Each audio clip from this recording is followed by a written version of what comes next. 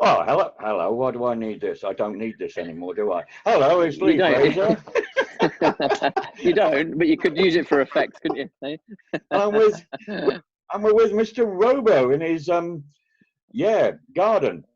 Garden. It's the neatest part of the house. I'll just turn the camera. We're a bit knackered at the moment. Yeah, can you see? It's a bit, yeah. Yeah. So we're kind of living out. We're living out of one room. So yeah, it's not so good. What you done, Dan? Now, come on. Isolation's not that bad, surely. No, well, fucking hell. Excuse me. It was. No, we started this. Oh God, about this time last year actually. But obviously the BTC schedule is hectic.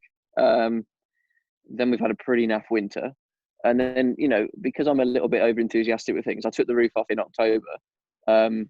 All right. I took the roof off some of the house, and it's still off most of the house, if I'm honest with you. So the wife, bless her, she's kicking off now, which is understandable. Yeah, I was going to say, how is she handling it? Yeah, she's as good as gold, to be fair. So she's used to my stupid antics. It's fine. So it's Has all she good. got used to you being there at the weekends yet?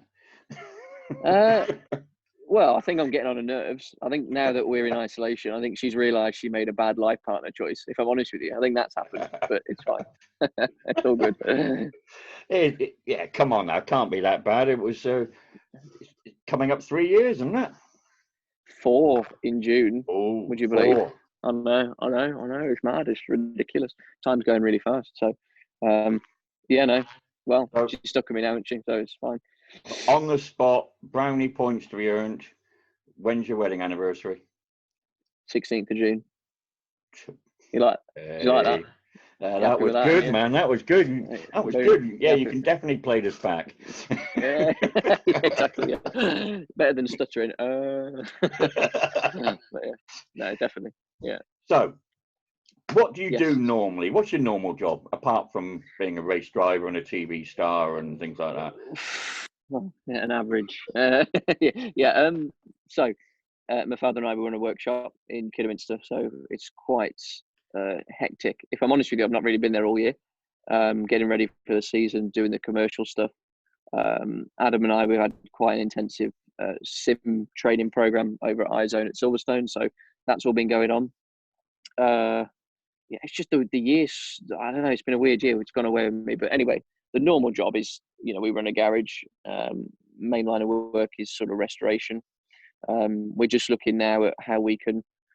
Probably going to swear here at a lot of people, but we're looking at how we can integrate hybrid power into some classic, drivetrains, I guess. Yeah, well, it's coming, isn't it? We're getting to a stage where I think ULEZ is going to prohibit the use of cars in towns and cities in a few years, internal combustion engine cars. So if you've got a nicely packaged, I'm not saying we're going to destroy cars to do it, but we're just looking at the opportunity and seeing if there's a market. So that's quite interesting at the minute. But you're taking the first steps to electrifying classics. Well, no, there's people already that take it the whole hog, and they will put electric motors in classics. I'm not saying we go that far. They aren't people. They do not exist. They are not part of the human race. They're animals. But no, I think it would be quite good. I mean, this week Swindon have lent me their. I don't know if you've seen their ridiculous push bike, their mountain bike that Swindon do. It's called a Swind EB01, and they've given it me on demo, and it's excuse my language, it's an effing animal is what it is. And it scares me, but actually it's the first time I've driven anything or ridden anything that's fully electric. And whilst I'm dead against the thought behind it, you can't ignore the way it delivers its power, i.e. it's instant. So I think, certain classics it could work with really well. No, I'm not saying full electric, I'm saying a hybrid system. I think it could be really nice. And if it's integrated well, and the centre of gravity is nice and low, I think it could be really good. Just imagine a 400 Newton meter Morris Minor sat at the traffic lights. That'd be ridiculous. I'll tell you what. There you go. When you get that done, I want a test drive. You can't. Well, there's the prohibitive word, isn't it? When it's more of an if, but it's kind of it's just something we're looking at. But we're looking at. My dad's ran the garage for 40 odd years now, so the market shifted as we all know. More and more people are driving newer and newer cars, it's a very difficult market to be in, the garage trade, because it's very cutthroat. People are prepared to work for £20 an hour up near us, and we can't compete at that. I may as well just keep the door shut. So you have to look at new ways of moving forward. The classic stuff's really nice because you can pretty much fix it with apart from welding and stuff, the maintenance can be done with a pretty basic tool set, and it's just just nice. You can go in there with your hands and you can fix it. We've only recently purchased some more diagnostic equipment, and whilst it's fantastic, it's just it's not enjoyable, because you're so limited by technology all the time. Fixing cars is just it's just painful, So yeah, we're just looking at opportunities really. So that's the plan. But, yeah, you're really grasping the modern feel these days, aren't you, with your iRacing? I know. I'm loving it. I'm not loving it, actually. I've never spent so much money. She's going mad. I've got no roof on my house, and I'm poor because I've got a triple screen simulator setup winging its way to me right now. So it's I've never spent so much money in such a short space of time. But yeah, no, to be honest, I've been sim racing for like 10 years. I think I first joined iRacing in 2010 because I think we've discussed before. I stopped racing in 2008 was my last full season before I came back. So I just did it as something to do, and then there was a very slim chance I was going to go and do a Star Mazda season, and that was one of the reasons that I joined iRacing, because they had the car on the system. Yeah, so I've been doing it for a long time, but not really seriously. I've got a fairly basic setup, single screen, fairly cheap pedals and steering wheel. But that's now changed. So we're now fully in. But no, it's good. I'm enjoying it. It's good. I'm embracing it. On Sunday, you took part in that charity event, didn't you, for the Trussell Trust? Yeah, Trussell Trust. It was a really good event. Would you care to describe the final couple of laps of race 3 for me? There was quite some robust racing. Hello, we paused. Yeah, so yeah, we paused. I've got you again now. Got you back. So we can edit that out. Don't worry, we'll edit that out. It's fine. I'm not that good. So yeah, no, it was good. Race 3. So I was quite annoyed at myself because in practice I was quite good. I'm just going to put it out there now. I was a little bit quicker than Colin. I'm sure you won't mind me saying that. Just saying it. Probably the only time it's ever going to happen. Just also saying that. But anyway, so testing went well. Qualifying, I had a situation where I logged out for some unbeknown reason. Technology is more powerful than me, so it dumped my qualifying time. So I had to start race 1 at the back. Got through to 11th in race 1, which, if I don't say so myself, was pretty damn good. But anyway, race 2 got binned, properly binned, ripped the front wheel off, so I had to retire. But as luck would have it, they did a full reverse race for the third race. So I was in P3, I think. Yeah, it was good. It was good. The tyre management was quite hard. I'd not used that software before. That was R Factor 2. I've never used it, and the way, as with everything, every different software package has got a different feel. So iRacing, which I'm used to, the tyre model feels one way, and R Factor is very different. So it was quite an interesting race. And then Will, I can't really pronounce his surname, Trafuga, I think his name is. Yeah, was quite robust. Yeah, whatever. You had quite a good battle there, didn't you? We did. And then going into the Druids on the last lap, he decided to just use me as a turn stop. So I thought, right, then I ain't having this touring car mode, and just didn't break into clearways and bounced off him. It was wonderful, tremendous. If I don't say so myself, it was great. So yeah. Yeah, so I must admit that I did find that quite amusing. That one. It's quite. When I look back at the replay, I thought, oh, that's probably a bit naughty. That was probably a bit far back. As being as he was at the apex and I was still going straight, I thought, oh, but anyway, it is what it is. We are where we are. So no, it was good. It was a good event. I think it raised over £1,000 for charity for the Trussell Trust. So, which is the most important thing. That's why we did it. So it was really good. Excellent. Really good. I was going to ask you what's outside your window now, but maybe I should ask what's inside your window now. Well, I can just see the wife and the dog watching something what looks atrocious on the telly, some female program that they like to watch. So I'm quite glad I'm out here talking to you, to be fair, mate. It's quite a nice excuse. So fair enough. Yeah, it's good. Okay. Oh yeah, I was going through your Facebook feed earlier, your Facebook profile. I was stalking you properly. Why don't you like Tin Top Racing UK yet? Oh, I'm ever so sorry. That's awkward. That's a bit awkward. I've got no answer to that, mate. I'm useless. I don't really use Facebook very much. You can see I don't really understand it properly. I don't really get it. I just kind of go on there now and again and say random things to random people, but I'm not an avid user. So that's my excuse anyway. That's my excuse. Yeah, I'll remind you later. Yeah, please do. Yeah. Okay, right. We put it out on the page to for some fans to ask you some questions. Yeah. We've got Wonderful. a few. Okay. Some risque. Touchy. Risque. Oh my god. Okay. Well, let's start off that with wouldn't be like one. Right, yeah. Richard Barton said, "Hi Daniel, do you have a special mascot you have to have at each meeting?" No, I don't anymore. It's an interesting question actually, because I've been thinking of what I can use that I feel is lucky. But when I was karting, I had a Bridgestone T-shirt that I would always have to wear under my race suit. So it got, when we were racing in Europe, it was quite bad because obviously it was very hot. So my poor mother used to have to drive around to find a laundrette to wash it, dry it, and then I have to put it on the next day. So yeah, that not anymore actually, but it is something that's on my remit to get a lucky mascot again. So right, we'll have to ask people to for some suggestions for you. Yeah, well, I can imagine some of the suggestions there in the touring car fan base, but yeah, it's fine. Okay, Brian Pitblado, God. media Jeff, Yeah. I believe. He said, "How scary are Fiona Chestnut and Joanne Campbell?" I wouldn't say they're scary. It just depends on how they approach you, doesn't it? I mean, sometimes they come at me like, "Oh my God, what's going on here?" But they're both lovely, and I'm not going to say which one I love the most. That's not fair, but you know, I think they great. had a debate about that amongst themselves.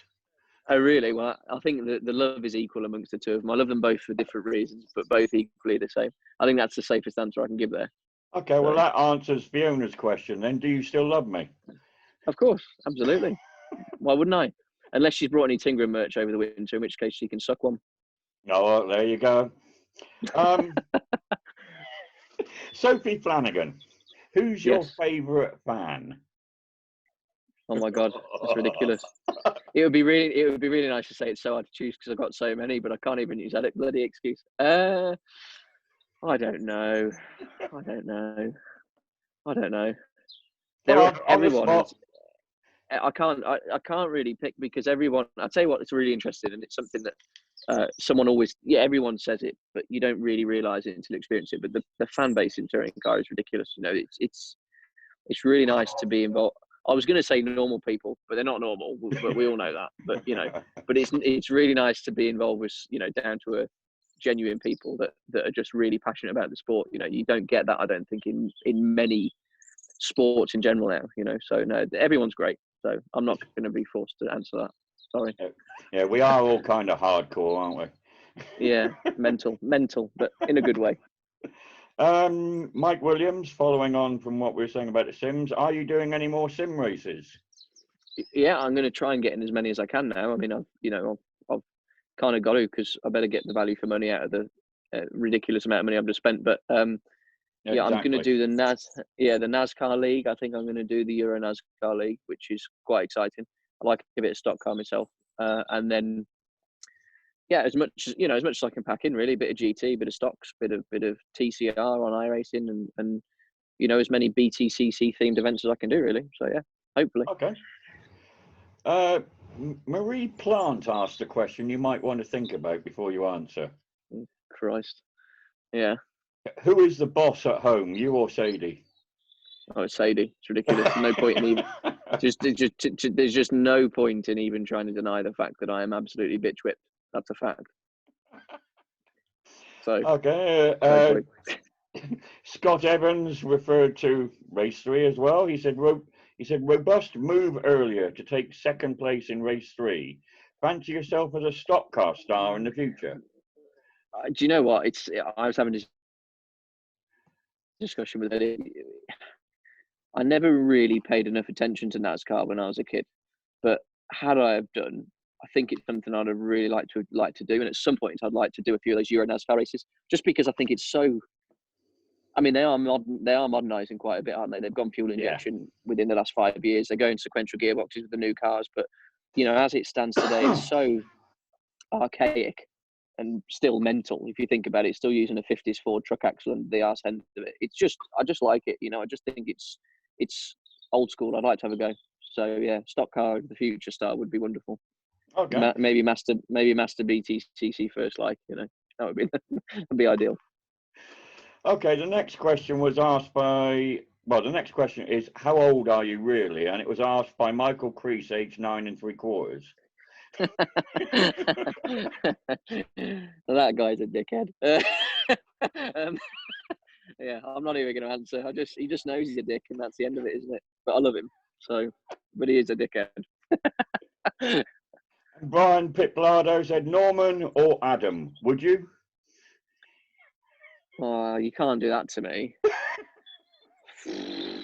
Not Norman's which one, horrible. but would you? Maybe. Oh yeah, obviously both of them. Why not? You've got to, haven't you? Team event. This team event.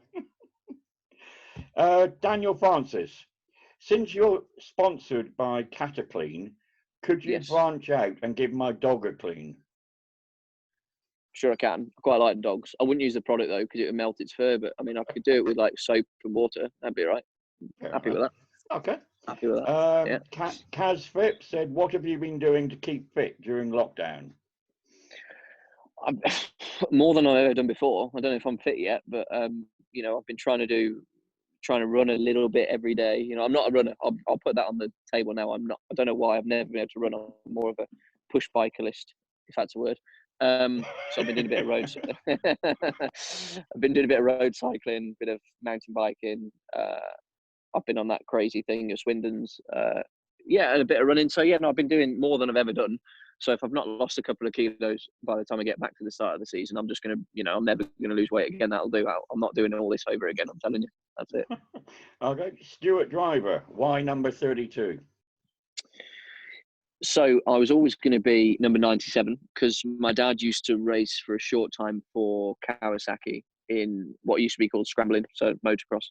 He was a works rider in the, I'm going to say, late 70s, and his number was 97.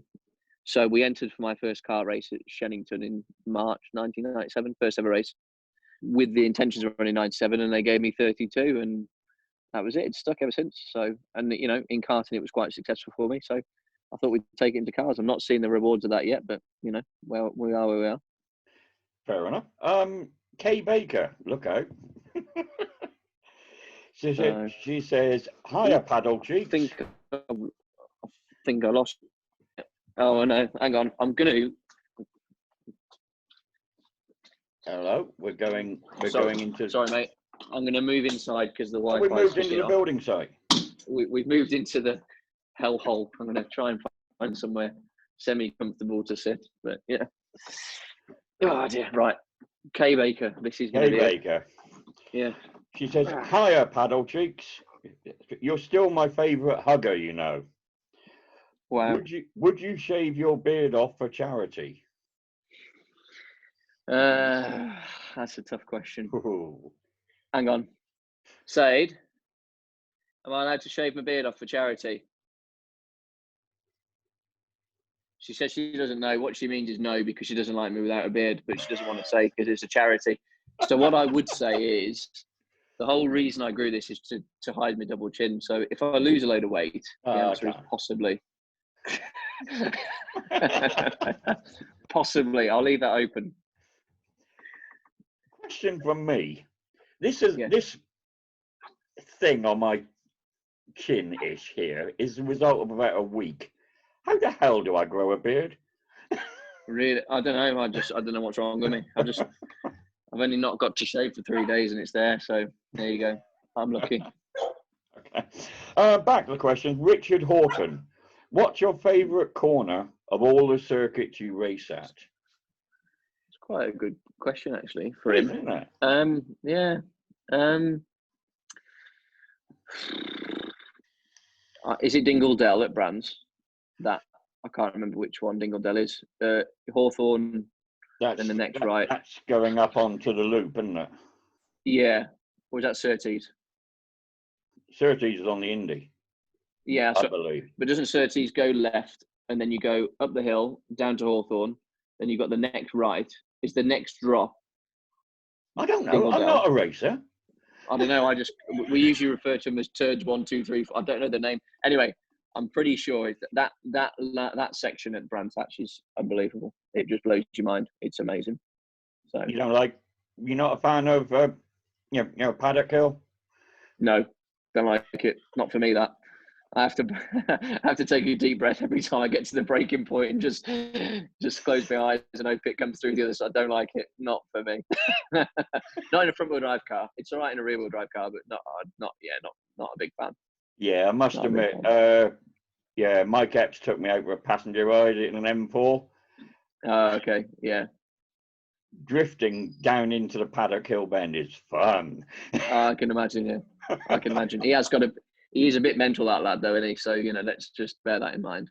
He did try and prove that he could drift an M4 all the way around Brands Indy.